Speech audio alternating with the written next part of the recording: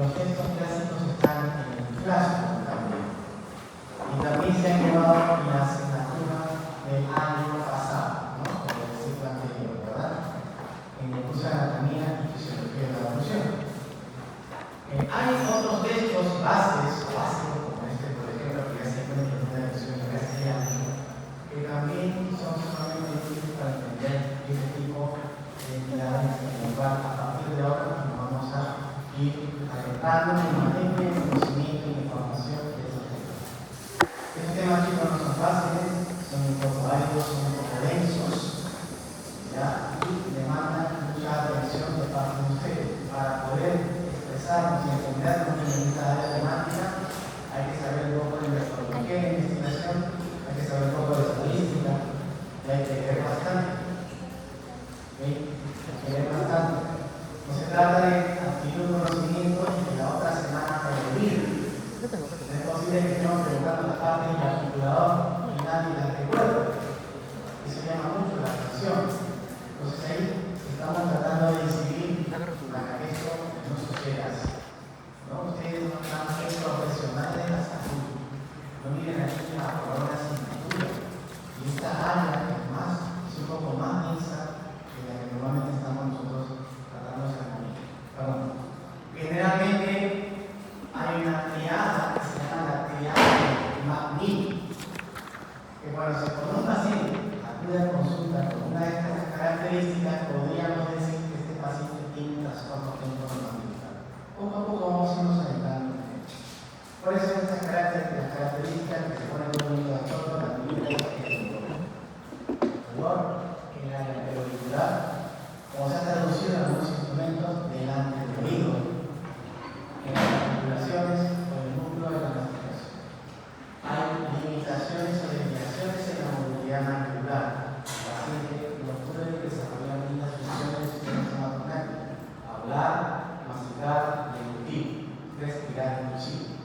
¿No? Y la última, ruidos articulares.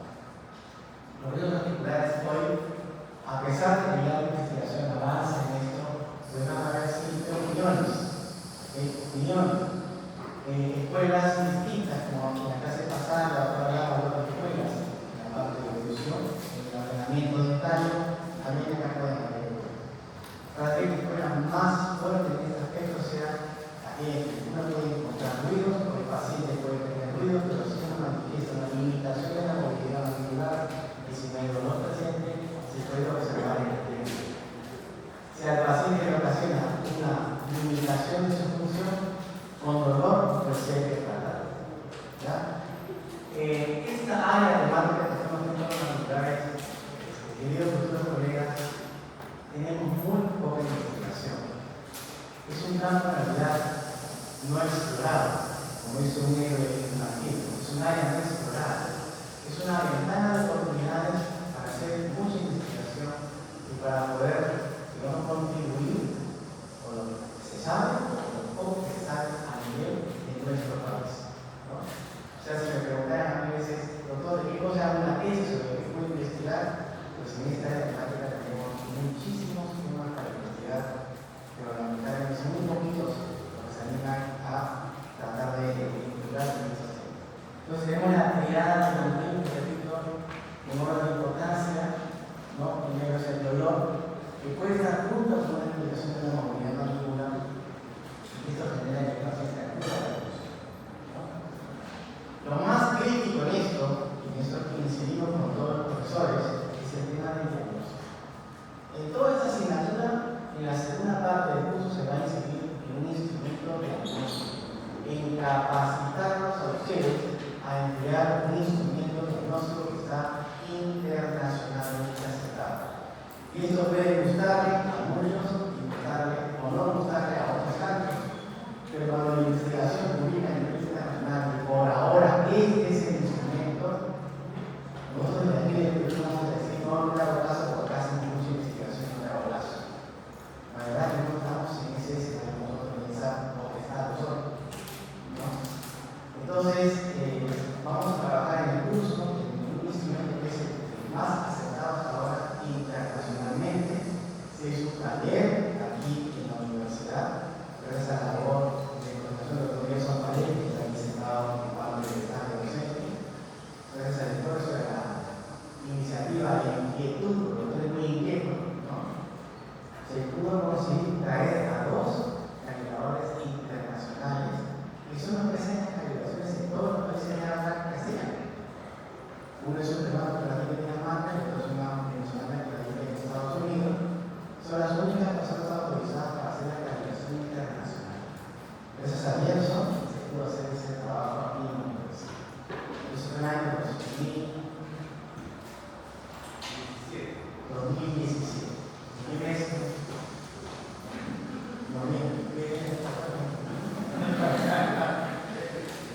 Llegaron a los doctores y hicieron una capacitación. Capacitación, y lo que vamos a hacer con todos ustedes.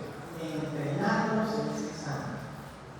Pero la capacitación era emplear un buen estándar versus una serie de pacientes que algunos de los doctores tuvieron la oportunidad de hacer esa réplica a los pacientes y se pudo conseguir que creo que eran 3 calibradores.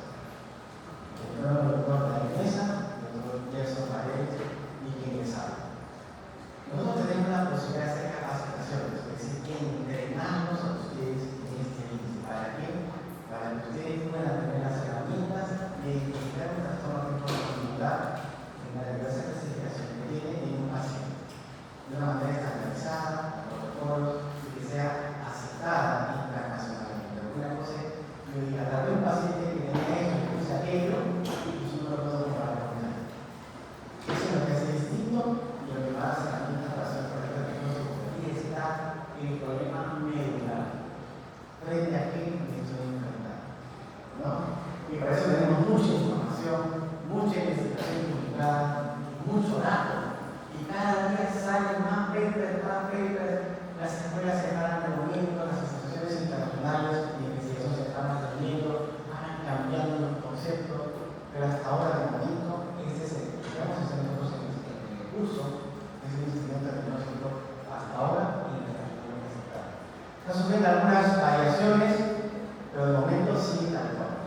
Y hay una versión en castellano que es oficial. Entonces tenemos la posibilidad de hacer investigación y los instrumentos ya en castellano, pero podemos utilizar sin ningún problema, ¿no?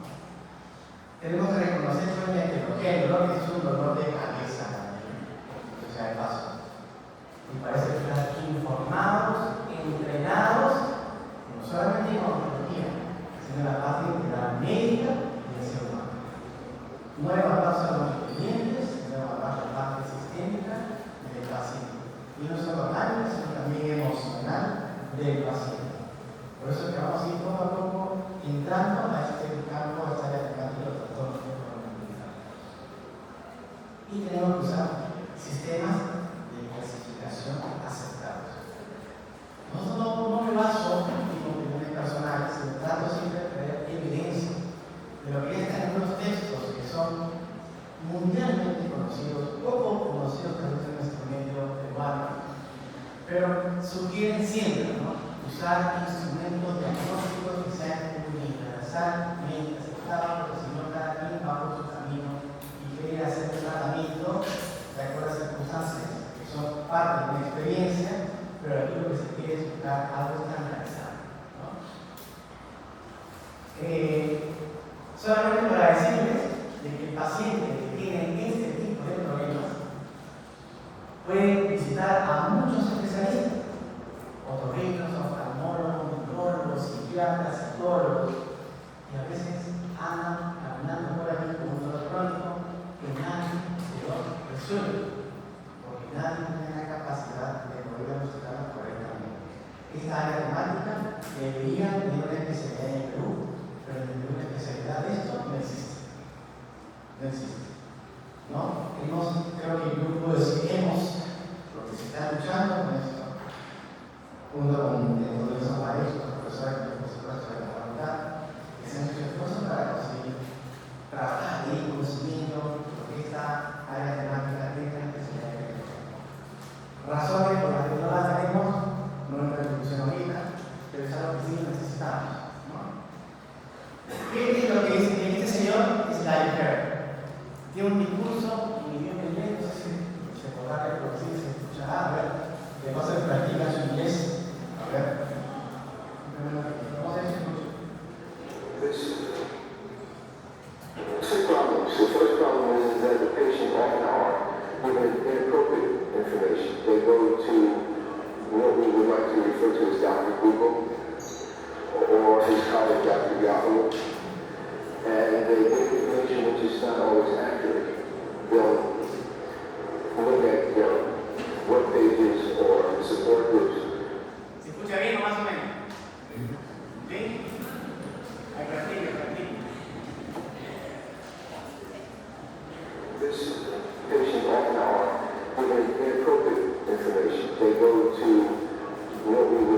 refer to as Dr. Google, or his colleague Dr. Yahoo. And they get information which is not always accurate. They'll look at web pages or support groups that are sometimes putting misinformation in the patients will demand treatment that is inappropriate. We have to know essentially the good, bad, and the ugly, and know what to do and what to do. Many times the best treatment is knowing when not to do something. Many times with some patients who are overtreated, over-medicated, and sometimes just removing medications is all that it takes. Or recognizing a form of treatment that we can reverse can be sometimes the best thing that we can do. The fact is that we need to be good diagnosticians. We have to know how to listen to our patients. We need to know how to not only listen to the patient, but hear what they're saying.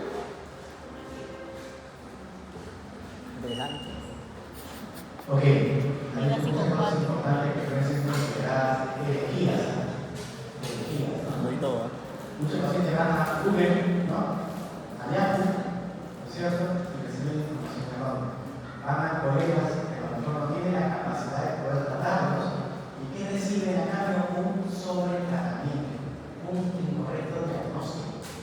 Reciben a veces tratamientos que no tienen por qué hacerles ese tratamiento. Y dicen muchas veces el tratamiento es no hacer nada. Y mucha parte del diagnóstico es escuchar al paciente. Tratar a estos pacientes y eso toma tiempo con nosotros. Toma tiempo. No es, voy a hacer una ortodoncia, voy a hacer esto, voy a hacer aquello. No, eso requiere una atención especial. Hasta nosotros tenemos que estar también en paz, tranquilos.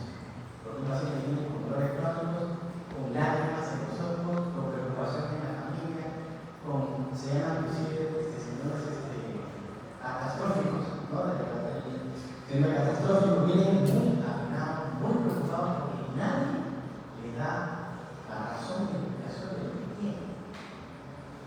Es un dolor crónico muy severo, que vamos a ir viendo todo. Creo que hay practicado siempre eso. Los trastornos temporomandibular pertenecen a una área cerebral más grande, macro. Esa área macro se llama dolor orofacial. Por eso es que la especialidad se aparece. Yo seguro que va a aparecer en el Perú. La mayoría de veces es macro, por supuesto. La especialidad se llama en otras veces dolor, ¿no? Trastornos temporomandibulares, dolor orofacial. O dolor orofacial, trastornos temporomandibulares. Y es una área que corresponde a la odontología. Yo tengo un problema porque los cirujanos de cabeza y cuello se han puesto cirujanos de cabeza y cuello y maxilofacial. Si usted lee las conferencias del médico, dice alteraciones y patologías de la articulación temporomandibular. Entonces, como que se ha metido en la articulación temporomandibular, es un área, es un componente, es una componente que nos corresponde a nosotros, ¿no? Entonces, este dolor, como dice ahí, asociado con los tejidos de la cabeza, cuello y cara, todos los componentes que pueden estar en esta región y cuyos impulsos neuronales para producir dolor viajan a través del hipotálamo, ¿no? Y que son interpretadas como dolor por los circuitos cerebrales. Cuando hablemos de dolor, hay también una nueva definición de dolor a partir del 2020 que incluye el componente emocional en la definición del dolor. Tenemos totalmente que cambia un poquito nuestra definición de la definición de las cosas y entender el por qué el paciente puede reaccionar de diversas formas frente al mismo paciente. El dolor orofacial tiene una clasificación mucho más grande que está plasmada en documentos como textos oficiales de la Academia Americana. Estos textos oficiales son a veces de rigor para quienes algunos tratamos de enfrentar estos problemas. De entre todo lo que hay, tenemos ahí los trastornos temporomandibulares. ¿Qué tenemos? Dolor intracraneal vascular, ¿no? ¿Qué más tenemos? Dolor de cabeza primario, que permiten diferenciarlos de alguna cefalea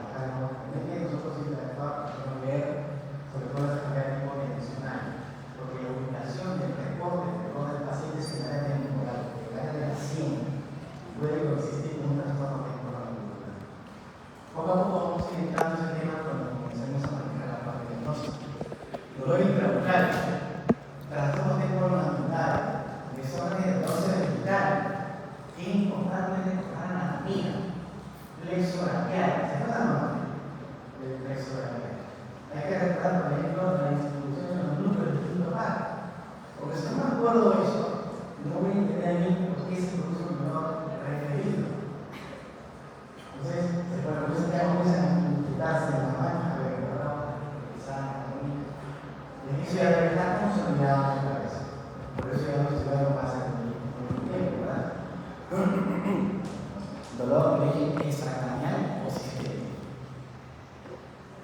Hablando de dolor facial, cuando estamos en pruebas mandibular son la segunda condición clínica más común que provoca dolor facial.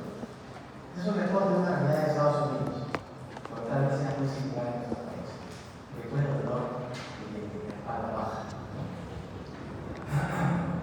Una de las cosas que tenemos que sacar en la cabeza, como hemos venido aprendiendo hasta ahora en ciencia, es que los trastornos temporomandibulares, como la mayoría de las afecciones que el ser humano tiene, no hay una sola causa que involucra un trastorno temporomandibular. El concepto de causa-efecto comienza a cambiar. No hay una sola cosa que pueda decir categóricamente esto me está produciendo el trastorno temporomandibular. Hay una multiplicidad de factores. Esto corresponde a un tipo de entendimiento distinto, es como la fibromialgia, ¿no? Entonces, hay condiciones en el ser humano que no tienen una sola causa. Y la investigación sigue trabajando para ver si encontramos esa única causa o esa multiplicidad de causas que pueden entre ellas interactuar para la producción de un trastorno temporomandibular. Entonces, nos sacamos de la cabeza causa de efecto. Hay una importancia de conocer estadísticas de factores de riesgo, indicadores de riesgo. ¿Qué diferencia un indicador de riesgo de un factor de riesgo? Si es un trabajo fundamental o longitudinal respectivamente. Y por eso tener cuidado de tener información publicada. Como si yo leo información publicada, tengo que tener la certeza de qué cosa estoy diciendo. Si ustedes solamente repiten lo que alguien les dice y lo repiten en otro escenario, lo que pueden es generalmente hacer a veces un teléfono manual. Entonces estamos en la universidad. Ustedes tienen que ser mucho más pequeños que sus profesores, pero casi poco, ¿no? Una de las grandes publicaciones que cambia este sentido y da una red de factores que pueden estar involucrados aquí. Se la del doctor de 1994, que habla de la red, porque es una araña, ¿no? Una multiplicidad de factores. Aquí lo pongo en un sistema ecosocial, adelantándose un poquito, porque siempre hay personas que comunican que generan grandes cambios. Ya no hablamos de causa y efecto. O sea, que sacarse esta noción clásica de que tenemos una enfermedad, ya no vamos a pensar que hay una sola cosa que te hizo trastorno temporal. Steve Bender, otro doctor que también habla mucho, implica mucho trabajo en Canadá, ¿no? Que el dolor facial puede ser secundario a otras fuentes. Para eso creo que saber anatomía, saber fisiología, conversar con el paciente, reportar y registrar lo que me reporta el paciente, escuchar al paciente. Por eso es que esta especialidad es algo distinto, ¿no? La diversidad de clasificaciones que han habido y que todavía existen en las publicaciones de este año inclusive, usan diversos índices. Cuando usan diversos índices genera un poco de confusión. Y eso vamos a ver un poquito más adelante, ¿no? Ya se adelanta diciendo que es un colectivo de 5 que envuelve a múltiples respiratorios, a las articulaciones, a sus estructuras asociadas, ¿no? ¿Qué más nos dice? Producto de experiencia de muchas investigaciones que son generalmente, no todas, ¿no? Dice la mayoría de los casos, ojo, no todos, son leves y autolimitantes, que se pueden resolver con el tiempo sin un tratamiento activo. Ojo, esto hay que reconocer. O sea, que no tenemos una especialidad, pero hay colegas que mucha especialidad fuera. Están aquí acá. Hay colegas entendidos y muy entendidos que también estamos hablando bastante de este tipo, ¿no? Porque nos reportan una realidad nuestra. Las definiciones a veces son odiosas, pero las definiciones deben estar actualizadas. Esta definición de la bioma occidental es el glosario de ortodoxo que se supone lo oficial, pero miren, menciona el síndrome de Costa en el año 34. Hablar de síndrome de Costa a estas alturas es realmente anacrónico. Alguna vez, no sé si te habrá pasado eso, y lo vamos a pasar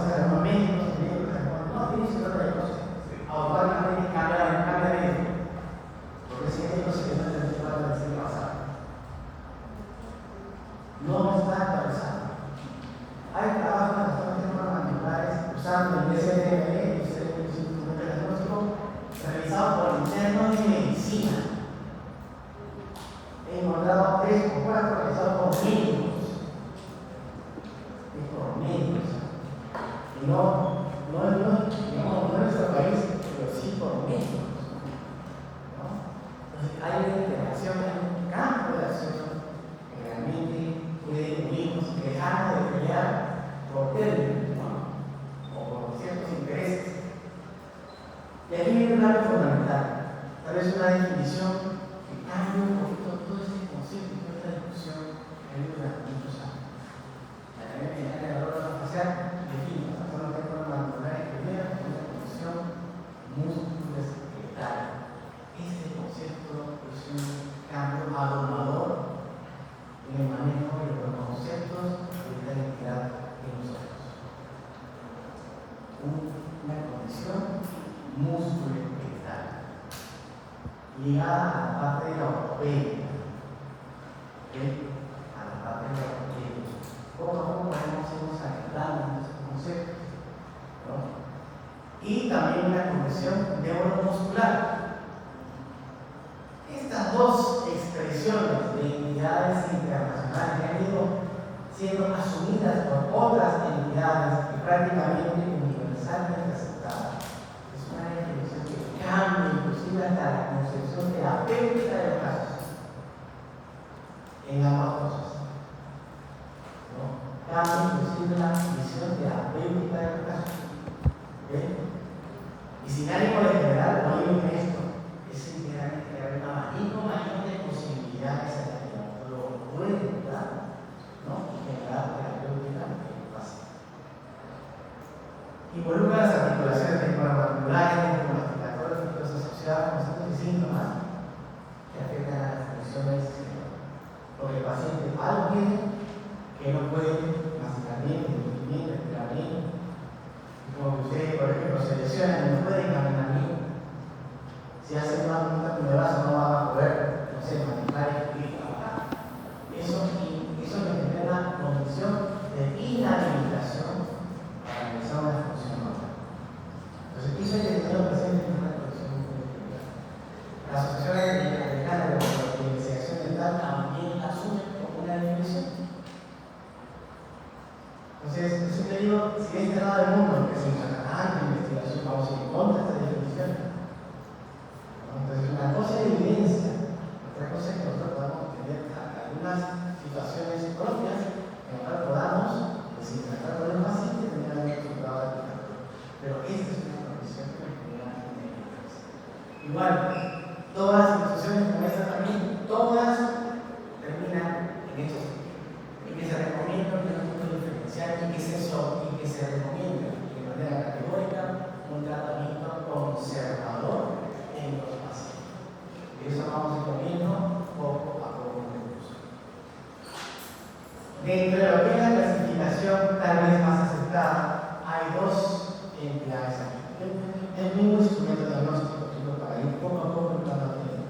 Les digo, es un tema denso, que demanda mucha atención. Estamos con las horas encima del trabajo. Igual hay que tratar de tener los ojos abiertos en la mente de ellos, ¿no? Hay trastornos que involucran el dolor y otros que no involucran el dolor. ¿Okay? Esto vamos a hacerlo describiendo, desmenuzando como lo hacemos en el curso. Hay una interrelación con la cefalea de tipo tensional que me provoca dolor. Es como una entidad producida por un instrumento diagnóstico. Y hay otras clasificaciones que no van a incluir el dolor. De estas dos, los dos son trastornos temporomandibulares, pero ya por un consenso, ¿no? Toda la investigación se está dirigiendo a los pacientes que realmente requieren un tratamiento. O sea, están haciendo que la investigación se vuelva práctica, no romántica.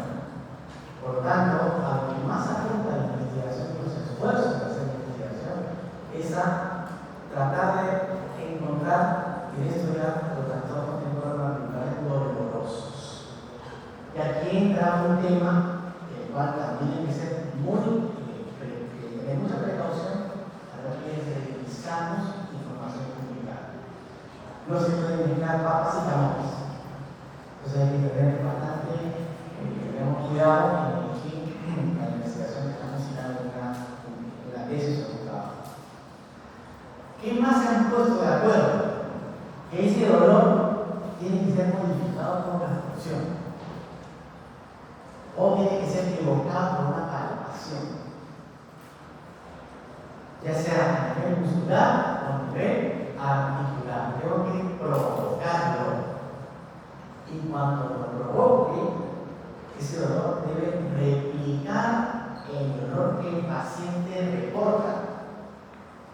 Y ahí aparece un término del cual nosotros no sabíamos nada hasta que se había publicado el instrumento de diagnóstico para el 2018, se me traiga la memoria, y nos dan un término que se llama dolor familiar.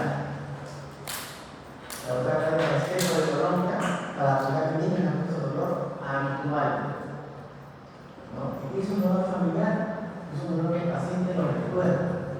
Y es parecido al que él siente o pudiera haber sentido en los últimos 30 días. Y se parezca ese dolor. Esto es lo importante que es la metodología de trabajar con un protocolo. ¿No? Entonces son tres características de este dolor que debe tener este paciente para poder orientar un diagnóstico a su trastorno temporomandibular. Provocar el dolor no quiere decir que sea un tiene pues malos, a ver cómo te duele, ¿no? Sino con un sistema de diagnóstico poder provocar esta sintomatología del paciente, ¿no? Tenemos investigaciones que hablan de poblaciones pacientes, es decir, poblaciones que tienen el trastorno. Allí la distribución de dolores musculares, de problemas en las articulaciones de coordinación que vamos a ver más adelante, o problemas degenerativos de la articulación, tiene una variación porcentual, porque son, repito, pacientes, gente que tiene trastorno temporomandibular. Y si evaluamos poblaciones no pacientes, es decir, personas sanas, la distribución tiene una manera completamente distinta en este aspecto.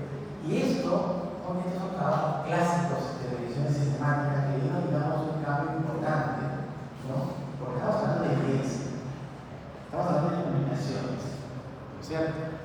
Entonces comienzan a hablar de trastornos en los que haya comprometido el dolor y los valores como comienzan a descender.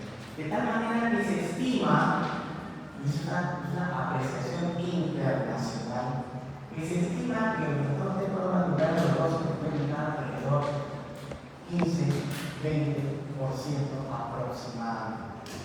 Y repito, ¿por qué doloroso? Porque se está orientando la investigación hacia las personas que requieren tratamiento. ¿Okay? ¿Pueden investigar los trastornos temporomandibulares que no ofrecen dolor? Por supuesto que sí. Será con fin de investigación. ¿Okay? Muy bien. Entonces, se han encontrado algunas relaciones entre los síntomas con la edad y con el sexo. Solo les presento algo rápido, no voy a describir cada uno de ellos, pero se encuentra que hay una proporción de 6 a 1, ¿no?, entre el sexo femenino al masculino. Es decir, que busca tratamiento, o que necesita tratamiento, o cuando encuentra una toma temporomandibular con dolor, el ratio de mujeres hombres es 6 a 1. Puede ser 4 a 1, 5 a 1, 3 a 1, dependiendo el país, la ciudad donde se realice la investigación. Entonces también es importante ver de dónde se realiza. En esta área temática, chicos, hay que tener cuidado. No se lee por leer, no se repite por repetir. ¿Okay? La edad generalmente de 20 y 40 años. Estamos ustedes están entrando en edad. Y yo después voy a salir de esa edad. ¿No? Recién el año pasado. Y hace más de 17 años que ya se hace. Entonces hay un rango y generalmente las investigaciones apuntan a investigar a estas personas para encontrar estos problemas. ¿No? ¿Puede haber relaciones con hormonas sexual femenina? Sí. Hay tesis aquí creo que también en la Universidad de Pereira están buscando eso. Alguien también verificó, se perdió después también una verificó. En otras universidades decía, y estos intentos de investigación, dependiendo del diseño, pueden encontrar, o a veces pueden encontrar en la significativa, hay una posible indicación en la modulación del dolor, de cuál es un tema que hablaremos en la clase de dolor social, cómo este sistema ascendente reticular puede generar, por el sistema de conducción nerviosa, puede recibir niveles de centros cerebrales superiores para que lleguen a la corteza y el cerebro, así literalmente el cerebro, decida si lo que va a hacer es dolor o no. ¿No? Así de complejo es. Entonces, por eso es la definición del dolor ahora incluye un aspecto emocional. ¿Verdad? Más investigaciones con respecto al sexo, hechos en Brasil, en Estados Unidos, en Chile, donde hay esta prevalencia mayor en el sexo femenino. ¿Okay? Más investigaciones que suceden también. Hasta que aparece este esfuerzo de los Estados Unidos, del gobierno de los Estados Unidos, que dice: hay muchas pérdidas de millones de dólares de fuerza laboral en Estados Unidos por esta entidad que se llama trastorno mandibular. ¿Qué es eso? Entonces, bueno, en Estados Unidos, como quisiera, 15 millones de dólares para estudiar en 4 universidades de 4 ciudades norteamericanas. El único trabajo magnánimo de cohortes en trastornos temporales. Trabajar en cohortes es sumamente complicado. Me preguntarán cómo se cohortes, grupos, ¿no? Basar en cohortes normales, un grupo de origen motivo y investigar en el tiempo. Para saber qué cosa les afecta a estas personas. Como saben, en el 2004 incluyeron un montón de variables, montones de genéticas, que hicieron un mapeo general de estas personas. Miren, llegan a hacer un trabajo tan grande que comienzan con 4.000 participantes, 3.000 sin síntomas y 1.000 con síntomas. En la primera fase comienza en 2013, comienza la cantidad de años. Y después de 2014 a 2016, y ven las incidencias. No solamente las cabezas, ven las incidencias que dicen: ¿qué pasó en este grupo para que aparezca en ellos un trastorno temporal? Es una información valiosa. Hacer esto en nuestro país es bastante difícil. Si no tenemos especialidad, no tenemos insumos, ¿no?, para poder hacer esos esfuerzos. Pero por ahí vamos, haciendo algo. De estos estudios, ¿qué es lo que más resalta? No se nos parece tan feo. ¿Qué es lo que más resalta? Aparece un elemento modulador: la contribución del medio ambiente, la distribución social, la cultura, el medio ambiente y también, por supuesto, el medio ambiente físico. Este cuadradito que se tiene un lado más ancho arriba y que viene a tener un ángulo agudo, se interpreta como un volumen de un equipo de sonido antiguo. Ustedes suben así, con la perilla y bajan así. Yo no había antiguo porque ahora todo es botón, o si dicen a esa sube el volumen, ¿no? Esto es distinto. Esto es como una perilla.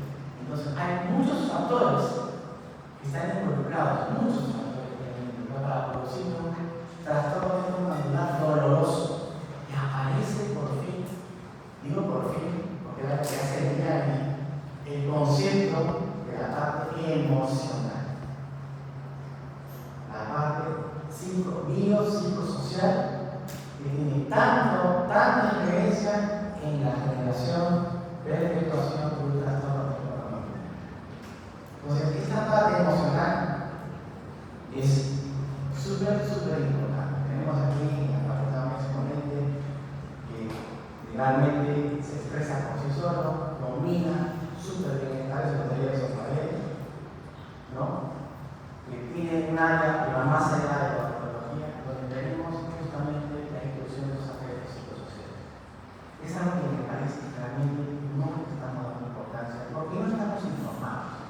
Lamentablemente, un denominador de los especialistas, lamentablemente en este aspecto es muy aburrido, mucha investigación, mucha metodología, mucha estadística. No me gusta, mejor hago un implante, ¿no?, mi prótesis, escaneo, con investigación, ¿no es cierto?, vicarillas, escaneo, puede ser, pero el cambio, ¿no?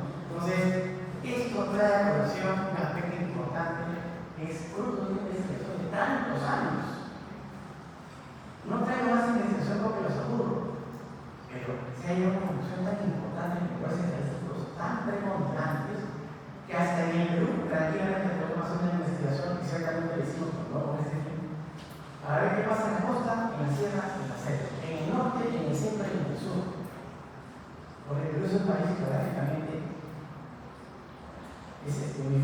o no es uniforme o tiene elevaciones y depresiones. ¿No? Es un país geográficamente complejo. Por lo tanto, eso también genera medio ambientes sociales distintos. Entonces, considerando nuevamente la definición de problemas de condiciones neuromusculares y musculoesqueletales, a la cual yo les pido que la tengan bien presente. Y aquí puedo generar discrepancia. No son patologías que descansen únicamente en una patología personal. Con la vida de profesores, hemos aprendido esto durante muchos años, pero no se habla de una sola causa en los musculares demostrados hace más de 20 años de investigación. Cerrar los ojos a lo que dice operar por un concepto hace 30 años. Entonces comenzamos a pensar en estos chicos. Hay una multicausalidad que puede representar por causal, puede ser, y nuestra función sería descartarlo. Esa es nuestra obligación, porque somos los expertos en sistemas de matemáticas. ¿Ok? Pero hay un sinnúmero más de factores que tienen que ver con esto. Miren, eso es algo que ustedes acá se nombrar. ¿Cuántas investigaciones de problemas mandibulares hay en el mundo hasta este mes? Miren, llegan hasta 1.400 investigaciones en el 2024, en 2025 hasta ahorita vamos casi 400 investigaciones en el mundo. Eso que esto es buscar más con palabras clave que se pueden escapar algunas y se pueden incluir algunas otras también. En el Perú, una, dos, tres, una. Eso le hará falta algún registro todavía para ver, pero no todas tampoco son desarrolladas enteramente en el Perú. Vas a hacer una autopsia de Perú y lo vas a jalar. Ustedes digan, es un campo de oportunidades para hacer investigación. ¿Se creen que sí? Eso es muy difícil. Puede parecer difícil, pero en realidad solamente hay que estar bastante informados.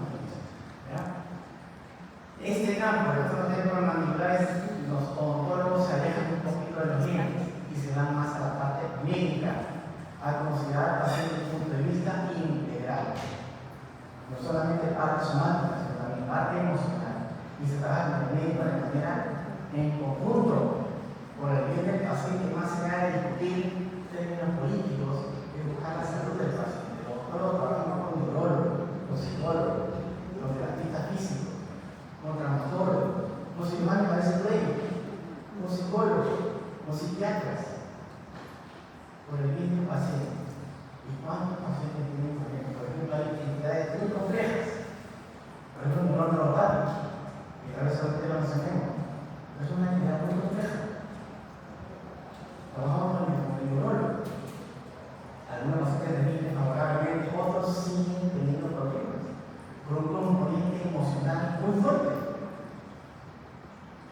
Entonces nosotros como odontólogos tenemos cierto nivel de amenaza o tenemos que llevarlo al experto en esa área para que el paciente la viva.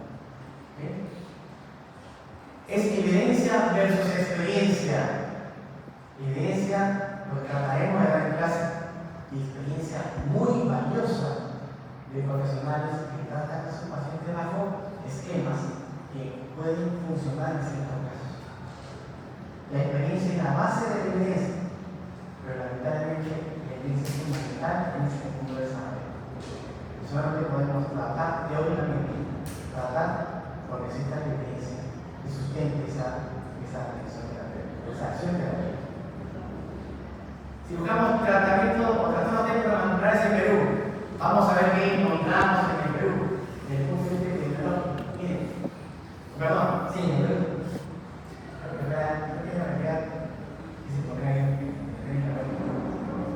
En primer lugar, no tengo que poner, porque fue una experiencia que desarrollamos más o menos por 3 años de mi vida dedicados a la comunicación. Bueno, yo quise publicar también y puse tesis de Perú de 2 países extranjeros y quiero sacar toda que si no las puedes usar como referencia. Entonces, cuando se busca el papel, no encontraba nada. Busqué en cielo no. El papel para el microscopio, que se dio de 2 años. Pero yo sentí una frustración, ¿qué frustración, no? Que ese era todo lo que está produciendo en mi país y no encontraba nada. Por eso me propuse y dije, vamos a tratar de colocar unos papeles. Pero muchas cosas están en esta Argentina de 2.500 estudiantes y encontramos un 16% de la forma de formar un valor doloroso. Entonces, cuando nombrar doloroso, porque eso significa que ya que formamos bien en 21 ciudades del Perú. No me las viajé todas, porque me viajé a la gran mayoría, ¿no? Esta también ha sido hecha en Chimbote, usando el mismo instrumento que nosotros vamos a estudiar en el curso. En la aplicación anterior también usé solo un instrumento de tiraje, que es una hoja. No es un examen clínico, eso lo vamos a desarrollar en clase más adelante en la práctica también. 2000 para hacer examen clínico complicado, imposible. Entonces, como una encuesta, que sea un instrumento de triaje. Ese mismo instrumento de triaje lo planteó la doctora Ángela García y encontró el 24%, pero un porcentaje mayor, ¿por qué? Porque su muestra fue la décima parte. ¿Okay? Esta es otra publicación, pero que usa el índice de Fonseca. Un índice que en lo personal es una opinión mía. O sea, yo soy, digamos, trato de estar con la información estandarizada. Prefiero 1000 veces utilizar el DST que es el instrumento que nosotros en el curso. Y Fonseca no, porque Fonseca, nosotros de la pasada, yo nunca he encontrado el instrumento original. Nunca. Esa razón por ejemplo, como decía hace muchos años. No encontraba el instrumento original. Cada tesis que encontraba, usaba el tiempo, otro índice que vamos a hacer más adelante. Que lo usaba cada uno de diferentes maneras. ¿Cómo lo uso yo? Si aquí lo saltar, aquí lo saltar de la manera que tuve, conseguí, me costó algunos meses, y escribí aquí en una flora hasta que me consiguieron el texto original y lo llegué a igual. Entonces, ahí recién me convencí de usar la forma original. Pero eso no significaba que sea mal, simplemente cuestión de buscar la fuente original.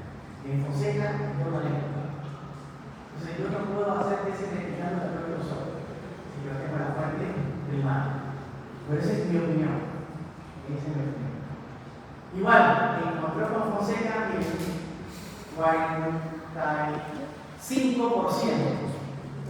Entonces comienzan a ver, hay un decir. O sea, no tengo lugares, a veces no lo mismo. ¿No de acuerdo? Otra investigación usó Fonseca también. Lo compara con gente que son instrumentos diagnósticos. Fonseca es brasileño, él no es finlandés. De hecho, él vive en el año 1974. ¿Okay? Y vamos a hacer en la clase de 2018. La traducción de español 2018, que no me pagan la zona. Cuando usó el Fonseca, encuentra 71%. Son valores demasiado elevados. Para la explicación, usó otro índice, que a lo mejor incluye trastornos de forma natural que no son dolorosos. No es que esté mal. Lo que yo quiero tratar es que estoy bien. Y gente con mal, 83, ¿no? 83, o sea, 8 de 10 están mal. Entonces, por eso que la investigación recomienda, sugiere, ¿no? Promueve que sean investigaciones científicas en aquellas situaciones clínicas en las cuales el paciente demanda atención o requiera atención. Este es un trabajo que hemos publicado el año pasado, en diciembre. Aquí, productos 100% San Martín, no recuerdo por qué, esto en la clase pasada. Usamos el triaje, pero con otra relación para el proceso social de en otro momento. Pero encontramos un 15.76. Parecido a la que encontré primero del 19, que fue un 16%, más o menos por ahí, ¿no? Pero lo que voy a empezar a dar son a suerte de saber que como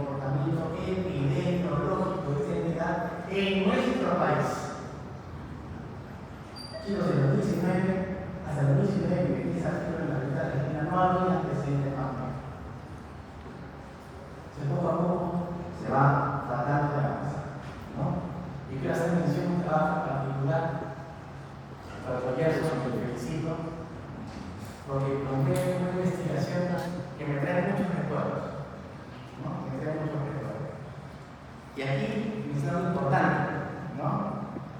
La nota de contacto. Los contactos pueden contribuir a una forma manipular, ¿no? Pero se requiere mayor investigación que soporte su rol causal. Eso podría ser como la fibra la base emocional. Porque eso es en realidad así, ¿no? Entonces, vamos a trabajar esto en cada grupo de práctica para que ustedes vayan viendo realmente cómo eso se va extrapolando de la investigación parte operativa, porque eso es operativo, chicos. Ustedes tienen que tomar bien una facial, esa es la primera parte del curso. La segunda parte del curso es hacer bien interesante, porque lo vamos a capacitar para eso. Muy pocas facultades capacitan para eso. ¿Sí? Como orgullo te digo, acá lo vamos a hacer. ¿Sí? Vamos a hacer una reflexión. Estoy pensando en más allá. Y eso, 432, falta el fondo musical, ¿no? ¿Perdón?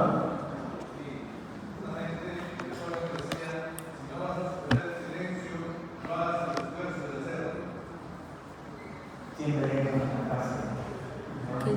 para el momento. Si no, estar en Un momento de reflexión. El momento del cafecito. El momento del cafecito, ¿no? Quiero ver ahora, no se me pasa, perdón. ¿Qué va a tener? Bueno. Este artículo fue hecho en 21 ciudades del Perú. Se hizo un trabajo para ver este porcentaje de estas ciudades con cuánta población correspondía a ser INE. Salió segundo en ese doctorado en 21 ciudades.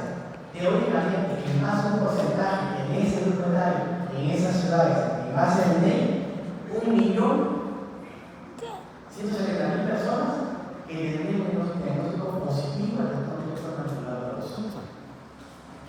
Muy pocos, el chamba no chamba. El trabajo es trabajo. Hay oportunidades para los autónomos. Sí, pero no quieren Casi no tenemos la especialidad. Pero estos, el 5% tiene tratamiento ya. ¿Qué? 60.000. Ni cagando. Hice la extrapolación a nivel Perú 2025. No he traído acá, pero sale casi cerca de 200.000 personas que requieren tratamiento. ¿Dónde estamos nosotros frente a esa necesidad nacional? Estás con ansiedad, estrés y muy bien. ¿No? Ojalá sacarse la vida para ver esa especialidad, cuando se funda o se instale aquí. Lo bueno que lo van a hacer Por es supuesto que se va a tener, ¿no? Y ahí está, por eso era que hacerlo. ¿Ya? Conclusiones. Hay que hacer un correcto diagnóstico. Reconocer los factores de riesgo, ¿no? Asociar con los factores manipuladores y luego conocer los instrumentos diagnósticos para eso. Chicos, de esta clase, la lectura es la misma lectura de la clase anterior. Esta es una introducción a la clase que vamos a tocar aquí hasta el final del ciclo. Y espero que os hayan motivado, que hayan reflexionado lo mismo sobre esta lectura.